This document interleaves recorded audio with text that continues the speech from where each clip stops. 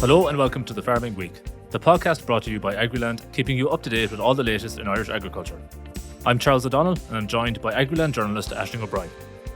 Well, it seems the entire world is talking about the tariffs announced yesterday by US President Donald Trump, and we're no different because this is expected to have serious implications for Irish agriculture. With the good spell of weather we're having, which is due to stick around until next week, it's a pity to have to bring down the mood by talking about these tariffs, but it is unavoidable. So Aisling, this is somewhat complicated, but can you take us through the relevant details for food exporters and producers here? Yes, Charles. So yesterday had been dubbed Liberation Day by US President Donald Trump. And I think it's fair to say that collectively the entire world held its breath as we awaited the details of what the new US administration had in store.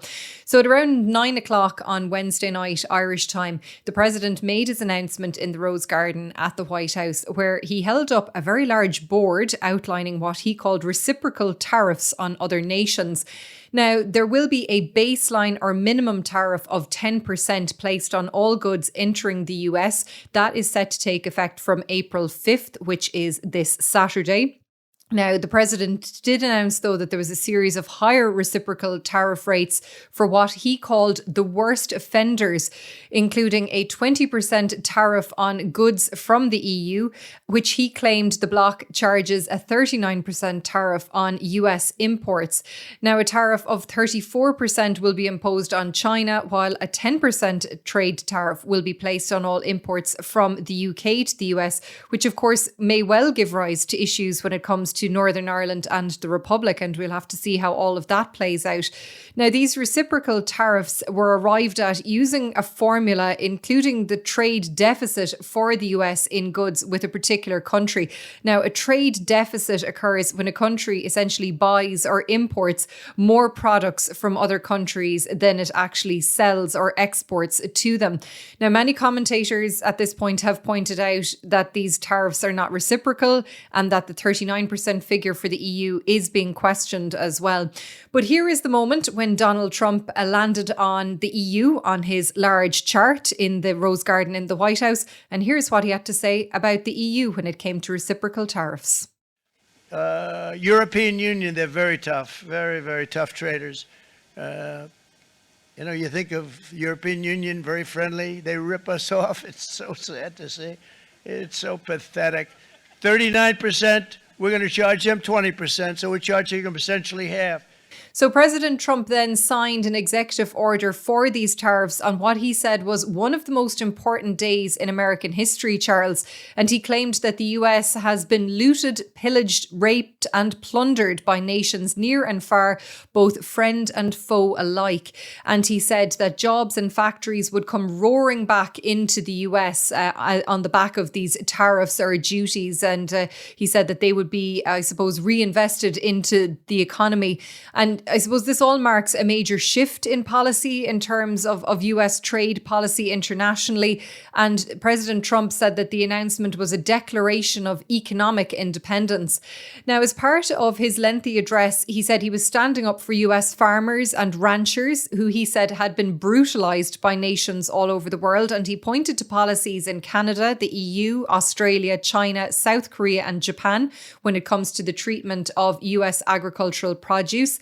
And he said that these tariffs will remain in place until such time as he determines that the threat posed by the trade deficit and underlying non-reciprocal treatment is satisfied, resolved or mitigated. So that leaves it very open-ended as to the lifespan of these tariffs. Now, the administration has confirmed that Canada and Mexico are going to be exempt from the baseline 10% tariff and the reciprocal levies for the moment because they are both actually currently subject to 25% import duties at the moment. And I suppose just to note as an aside that pharmaceuticals, which of course are important for Ireland as well as the agri-food sector, they've escaped for now, but it is expected that an announcement could be made in relation to that sector in the future. Now, in response, all eyes then of course turned to the European Union from our perspective and what the EU Commission was going to do. Well, it was the early hours of this morning when the European Commission President Ursula von der Leyen said that universal tariffs announced by the US president was a major blow to the world economy. And she said that the move will hurt consumers around the world and that millions of citizens will face higher grocery bills and inflation will go up. And she said the cost of doing business with the US will drastically increase. And what is more, there seems to be no order in the disorder. And she said there was no clear path through the complexity and chaos that is being created as all US trading partners are hit. And she said in the past 80 years, trade between Europe and the US has created millions of jobs. And Ursula von der Leyen acknowledged that the global trading system has serious deficiencies. And here's some more of what she had to say about those reciprocal tariffs announced by Donald Trump. I agree with President Trump that others are taking unfair advantage of the current rules, and I'm ready to support any efforts to make the global trading system fit for the realities of the global economy. But I also want to be clear. Reaching for tariffs as your first and last tool will not fix it. This is why, from the outset, we have always been ready to negotiate with the United States to remove the remaining barriers to transatlantic trade. So the European Commission President has said that an alternative path still exists and that it's not too late to address concerns about trade through negotiations. And on that, the EU Commissioner for Trade and Economic Security, Maroš Šefčovič, is set to speak with his US counterparts tomorrow on this. So we'll see what comes from this. And as you mentioned, of course, Charles, Ireland, we're a small open economy and we exported around 1.9 billion euro worth of food and drink produce to the US last year. That represents around 11% of our total food and drink exports. And within that overall figure of 1.9 billion, dairy exports to the US were valued at 830 million, and drinks, which are predominantly made up of whiskey, are valued at 900 million. So that together accounts for some 91%. Now, Taoiseach Micheál Martin took to social media and he issued a statement late last night as well, saying that the decision to impose this 20% tariff on imports from across the EU is deeply regrettable, and he strongly believes that tariffs benefit nobody. He said they're bad for the world economy, they hurt people and they hurt businesses. And he said his priority and that of the government is now to protect Irish jobs and the Irish economy. And he said they will work with companies, multinational companies, Irish companies, to navigate this period ahead. And they'll also work with their European colleagues as well to get on a negotiation pathway with the US. Now, Minister for Agriculture, Food and the Marine, Martin Hayden, is heading over to the US actually next week on a trade mission, as we previously discussed here on the podcast. And he said that barriers to trade hurt everybody. And here's some of what he had to say to Agriland today about President Trump's announcement. We have 770 Irish companies based in America, employing thousands of people, sourcing product locally. This isn't a one-way street. There is mutually beneficial trade there, and the introduction of tariffs can hurt on both sides. We also use the opportunity across government to engage with our European counterparts, because ultimately trade is an EU competence, and the response coming from Europe needs to be informed of the impact on countries like Ireland and every other member state. That was Minister Martin Hayden there speaking about Donald Trump's tariffs. And Aisling, it feels like all and sundry have been reacting to this across the agricultural industry, but can you sum up some of that reaction? Yeah, no shortage of reaction to the announcement. I suppose an initial reaction from the Irish Farmers Association last night said that the relative differences will impact the competitiveness of Irish products on the US market, including Kerrygold butter. And they pointed to the fact that New Zealand only has a 10% tariff for dairy products. And also the UK as well is on a 10% tariff for drinks, while the EU will have 20% tariffs, which will leave us at a competitive disadvantage against some of our biggest competitors in these two sectors. Now, this morning, the Irish Dairy Co-op Ornua said that it regrets the decision taken by the US to impose additional tariffs on its Kerrygold butter. And it said it remains hopeful that a negotiated solution can be reached between the US and the EU. Now, it said that its products are subject to US import duties, and additional tariffs will have a negative impact on its business, on its US customers, and on the dairy farmers who supply Kerrygold. And it said for over 30 years, US consumers have chosen Kerrygold because of its distinct Irish grass-fed credentials. And it also noted that Kerrygold is the second biggest butter brand in the US. And it said it will endeavour to ensure that Kerrygold butter and cheese continues to offer US customers a unique proposition. And they did pledge that they are committed to further investment in the US in the coming years ahead. Now, the Irish Whisky Association, the IBEC group that represents that sector, has also said it regrets this announcement. Owen O'Cahan, the director of the Irish Whisky Association, said that the effects of this tariff will be immediate. And he said that should an appropriate resolution not be found, this tariff will have a detrimental effect on the position of this category in the US market, undoing decades of success and growth. And the US has been the engine of growth actually for Irish whiskey and spirits, and it now actually represents 41% of Irish drinks exports every year. So anything that increases the cost of doing business for distillers and drinks producers in this country will only be a bad thing, Charles. And they have, I suppose, implored the US and EU governments to, I suppose, get around the table and to sort it out. And they have engaged extensively already with the Irish government and the European Commission, requesting that spirits and casks be excluded from any trade dispute. And some more reaction from farm organisations, the Irish Creamery Milk Suppliers Association, the ICMSA. Its president, Dennis Drennan, said that there is a degree of anxiety and concern around the threat of these Trump tariffs, particularly around dairy exports. But he said the underlying strength of our products and farmers should ensure that we're well placed to ride this out until the situation becomes clearer and more stable. And I think on that, Charles, the main thing here is the devil will be in the detail, and we're still getting more details emerging from what these tariffs may look like. Companies are trying to scratch their heads, get around, what this is going to mean for them, assuming that these tariffs come into force as they're expected to do over the weekend initially and then into next week, assuming that any last-ditch efforts to stave off these tariffs being introduced fails. So we'll have to wait and see. But as we've often said on this podcast, when it comes to the new US administration, things change very rapidly, so make sure to stay tuned to Agriland. And Aisling, there's also been some more broad international reaction to this, including in the EU and from the US itself, right? Yeah, so Copa Cogeca, that's the umbrella group representing European farmers and agri-co-ops, has called for a de-escalation in the increasing trade tensions. And they have said that policymakers have to fully exhaust diplomatic efforts in the coming days. And they pointed to the long-standing mutually beneficial agricultural trading relationship between the EU and the US. And they said the introduction of additional tariffs threatens to disrupt the global supply chain, drive up prices, and limit market access for farmers and agri-co-ops on both sides of the Atlantic. Now, the European Dairy Association condemned the sweeping tariffs, as they described them, by the US administration. And they said that the targeting of dairy is unjustified. That association, of course, includes Dairy Industry Ireland in its membership. And it's warned that the US decision risks not only harming EU exporters, but also limiting American consumers' access to high-quality dairy products. And the association has urged the EU Commission to respond strategically and to shield EU dairy from further fallout. And stateside as well, Charles, we're getting reaction from farmers' organizations inside the US as well to President Trump's announcement.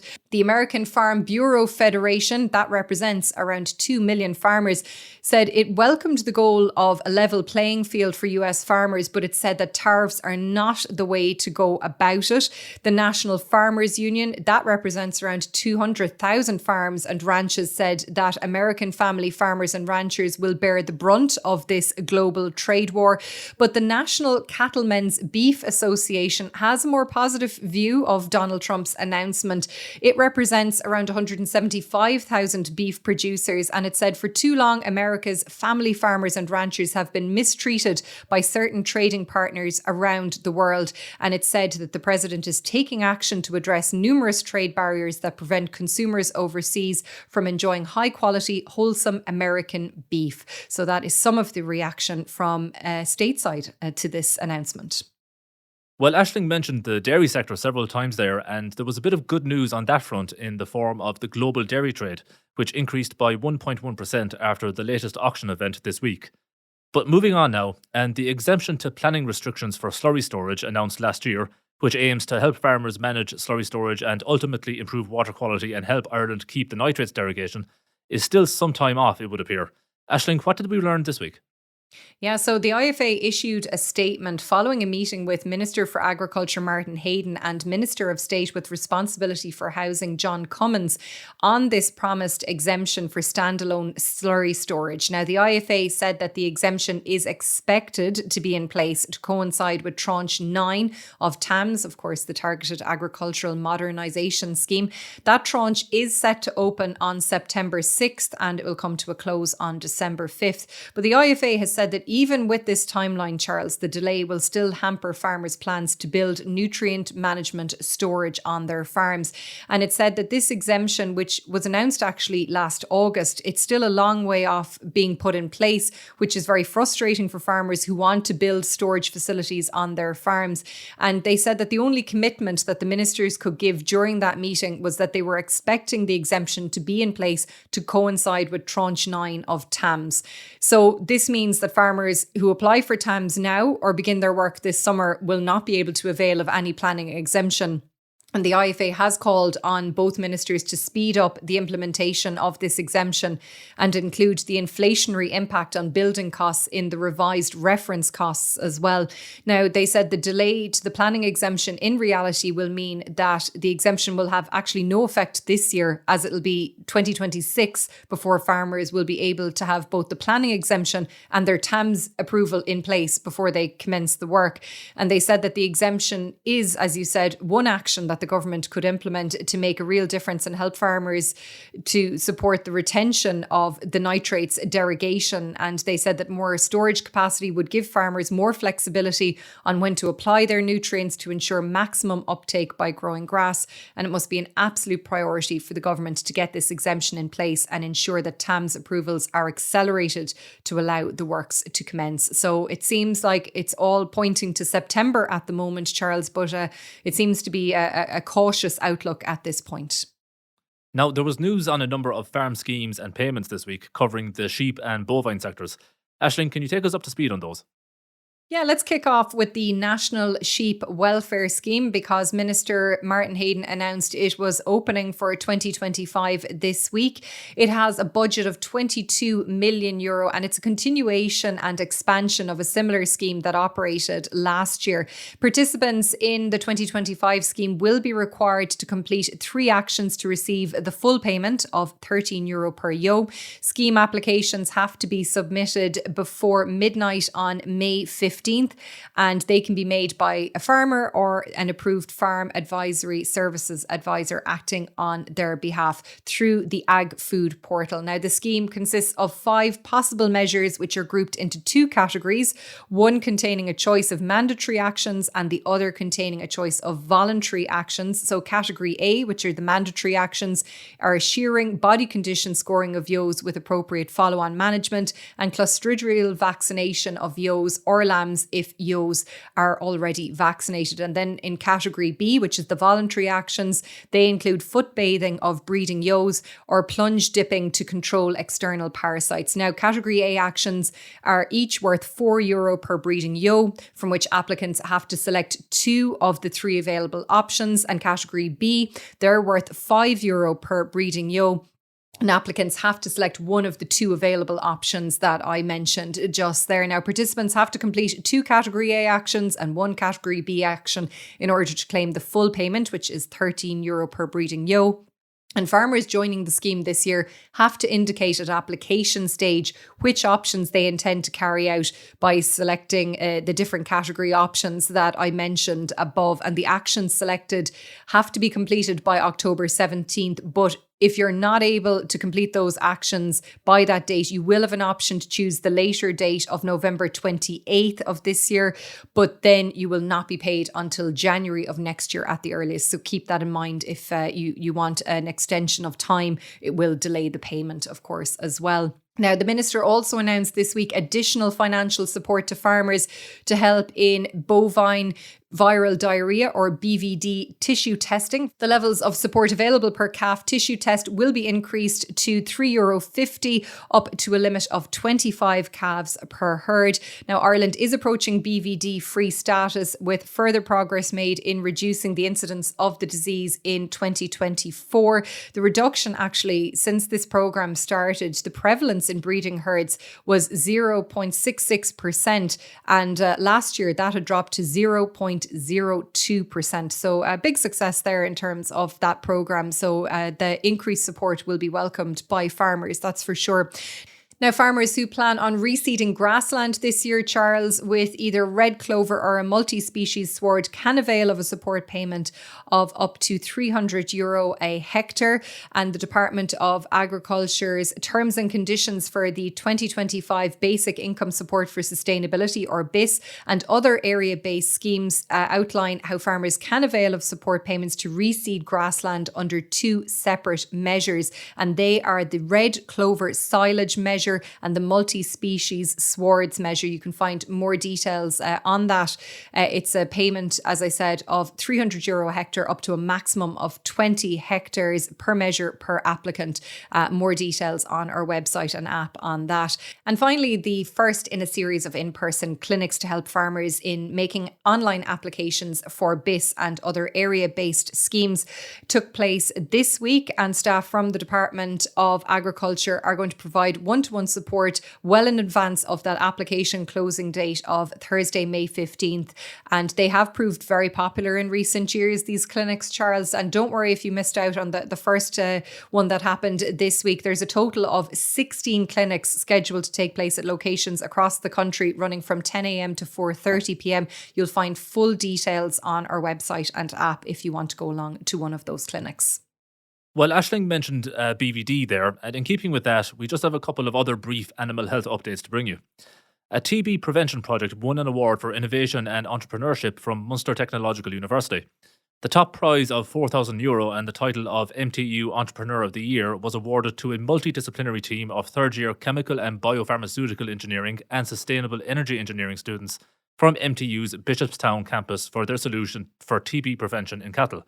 So congratulations to all involved there.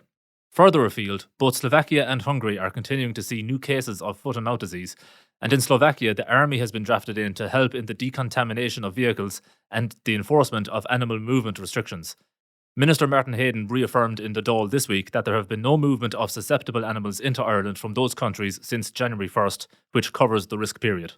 But moving on, and the thorny issue of compulsory purchase orders on farmland has raised its head again this week, this time in County Clare, Aisling. Yes, Charles, we're heading to your part of the world because the IFA said that a draft report sent shockwaves in County Clare this week. That report is known as the Tobin Report, and it was prepared for Clare County Council by an engineering consultancy firm on a walking trail along the cliffs of Moher. Now, the cliffs of Moher, they're iconic the world over. They're the biggest natural tourist attraction in this country. 1.5 million visitors go to the cliffs of Moher every year. So the reason for the shockwaves, Charles, is that a draft document appeared to recommend using compulsory purchase orders, or CPO, on farmland. And the report, which is a draft and hasn't been published, outlines ways that the council can gain full operational control of the lands necessary to allow the council to manage this walking amenity. Now, a number of options were outlined in the report to achieve this, including full ownership by the county council, a mixture of full ownership and long-term lease on all affected lands. Now, the report states that it's recommended that the council explores options for securing the lands through compulsory purchase. And as I said, that draft report has not yet been officially published. Now, the report only makes recommendations. It doesn't outline a specific course of action for the council to take, but the IFA has reacted very, very strongly to the mention of CPO if it's it's only in a draft report. And Francie Gorman, the association's president, said the organisation strongly rejects that recommendation, saying that it would amount to confiscating private lands from farmers. And he said it was nothing short of an attempt to intimidate and bully the landowners, and it will be resisted outright. And he said that many years ago, landowners on the cliffs of Moher agreed to allow a permissive walk through their lands, and they're now being threatened with a CPO. Now, Tom Lane, the former chairperson of Clare IFA, he's actually been leading the negotiations between the landowners in the area and the council, and he's called on the local authority to immediately withdraw the CPO option from this draft report before its final publication. And he called on the council to engage constructively with farmers in the area so an effective arrangement can be agreed on this coastal walk at the cliffs of Moher, which generates an estimated revenue of around €19 million every year. And Lane claimed that the inclusion of CPO as an option in the report has sent these shockwaves to landowners all over the country who facilitated walkways in their local communities and have, of course, benefited tourism as a result. Now, Clare County Council had previously said that CPOs were never the council's preferred option, and it will engage with interested parties after the final report has been published. But definitely that draft report, which was leaked this week, Charles, creating quite a stir in your home county. Moving on now to a different topic, but staying in the same county. And for my own part, I'm delighted that the banner is getting 2 shout-outs on the podcast this week. Not before time, Charles, not before time. A new rewetting project on a blanket bog in Clare is getting underway in the west of the county. Can you tell us more about that, Aisling? Yeah, this is a really interesting project, Charles, and I think it's piqued the interest of our readers as well on Agriland, because the issue of rewetting, it's a very contentious one, but this whole project, it's the Knocknahilla community group, local farmer Sean Tubridy and Clare County Council that have come together on this collaborative effort. Now, the blanket bog is being rewetted to provide a wildlife sanctuary for rare habitats and numerous species which are of conservation concern, and they include the hen harrier and the merlin bird as well. Now, it's actually the second community-led peatland rewetting project to be undertaken in County Clare, but it's the first of its kind in West Clare, and it's going to rewet sections of 27 acres of peatlands, and it'll all be funded by Clare County Council and the National Parks and Wildlife Service. Now, the Knocknahilla blanket bog was cut for turf more than 100 years ago, but that practice has ceased, and over time local drainage has broken down, leading to the natural rewetting actually of sections of the bog. And that's allowed for this sphagnum moss, which is the main peat forming agent of bogs, to take over and to colonise on the bog. And in June of 2023, Sean Tubridy's bog was deemed suitable for rewetting, and the Knocknahilla Community Biodiversity Group was founded. And the group was successful in acquiring funding to conduct surveys of Mr. Tubridy's lands, and those surveys ensured that neighbouring lands were not affected and that all boundary drains remained open. And the project involved the installation of peat dams within open drains to raise the water level for this sphagnum moss to establish itself. And Sean Tubridy said that the 27 acres of cutaway bog that he owned, they didn't want to plant forestry on it. And he said that rewetting allows the bog to do what it does best in growing a wide variety of mosses and plants. And he said they expect to see a big increase in biodiversity. And he said they hope that this project could be used maybe as an example to other farmers who may have similar land types, and that they might want to explore the option of rewetting and stuff like that. And he did point out that their cattle still graze grassland around the edge of the bog, and he said that they would welcome farmers to come and see it for themselves. So a really interesting project. As I said, rewetting often gets a lot of bad press, but it seems that this project has been quite successful so far, Charles. Well, that brings us to the end of the Farming Week for this week. Just before we go, you might remember last week we brought you the story of sextuplet lambs on a County Wicklow farm. Well, believe it or not, one farmer in Donegal has seen 2 ewes deliver a dozen lambs between them in the last 2 weeks, a set of sextuplets each. And you can read all about that and see the pictures on Agriland.ie and the Agriland app. But we'll leave it there for today. Please don't forget to rate, review and follow the Farming Week on Spotify, Apple Podcasts or wherever you get your podcasts. We'd love if you could spare some time to give us 5 stars and share the Farming Week with anyone you think might be interested. From Aisling and myself, all the best and enjoy the weather.